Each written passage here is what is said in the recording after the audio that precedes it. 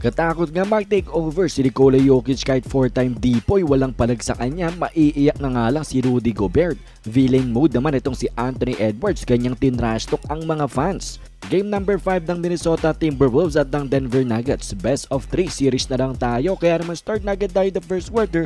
Karl Anthony Towns early offense for his team. May 5 points na agad para magka 7-4 lead ang Wolves. Pero ang Nuggets bumawi naman agad at ang 3-time MVP pinahaya dito ang 4-time Dipoy na si Gobert. What a tough move at talagang quick takeover mode dito si Nikola Jokic. 6 straight points siya. Samahan pa ng 3-pointer ni Michael Porter. Sila na ang mayabak ng kalamangan. Then matapos yan, Anthony Edwards bumawi nga ng kanyang pull-up 3-pointer. Tinrashtalk ang mga fans, quiet daw. At talagang nagbuhat mode itong si Jokic dito sa opensa ng kanyang team.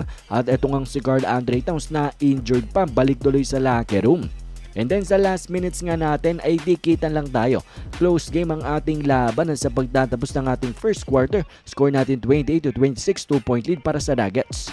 Second quarter natin, Rudy Gobert back-to-back dunks ang ginawa dito at nagalit pa nga si Coach Malone dahil offensive foul daw ang isa dyan at technical foul tuloy at lamang na nga rin dito ang Timberwolves. Pero biglang ang nabuhay ang depensa dito ng Denver Nuggets, nakakuha ng charging fouls at blocks, kaya naman napigilan nilang opensa ng Wolves. Tapos highlight plays after highlight plays pa ang ginawa dito ni Aaron Gordon, hiyawan ng mga fans, nabalik na sa kanila ang kalambangan at pinagpatuloy nga nila yan. Pagbalik pa neto ni Jokic at itong si Christian Brown, laking tulong dito nga sa Nuggets. 43-39 with 3 minutes left, timeout ang Wolves. Then Nikola Jokic dito mga idol, umiscore nga ng kanyang 5 straight points. Gusto nang ilayo ang kanyang team pero surprisingly sinagot siya dito ni Alexander Walker ng 5 straight points niya din para nga makadikit sila bago matapos ang first half. 50-44, 6-point lead. Anthony Edwards struggling nga so far, 1 out of 8 failed, only 5 points. At sa ating third quarter, Karl Anthony Towns quick 5 points ang ginawa dito. Nagarang sinagot naman ang 3-pointer ni Porter Jr. Pero si Towns feeling himself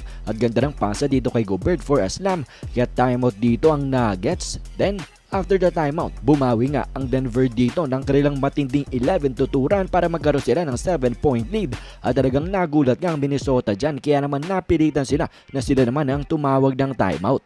Pero hindi nga nakatulong ang timeout dahil si Nikola Jokic mama mode, takeover mode na naman dito mga idol. Pinahiya ang defensive player of the year na si Rudy Gobert at talagang unstoppable nga siya dito.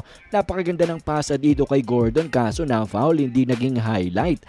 Then Anthony Edwards todo kayod na rin matapos niya nang dahil unti-unti nang lumalayo ang Denver dito. Pero Nikola Jokic has completely taken over this third quarter. Parang ginawang generic player lang ang 4-time Dipoy na si Gobert. Maiiyak na nga mga idol sa sobrang galing niya. Ang lumobo na rin sa 14 ang biggest lead nila, and after 3 quarters, 88-74 ang score. Big lead for the defending champs. At sa ating fourth quarter, may binuga pa ang Minnesota Timberwolves sa umpisa, pero pagbalik nga ni Jokic at the rest of the starters, abay sinagot nga nila ito ng matinding run nila. At ito'y nagresulta ng 18-point lead para sa Nuggets, and for the rest of the fourth quarter, they just took care of business. Lamang na sa serye, 3-2.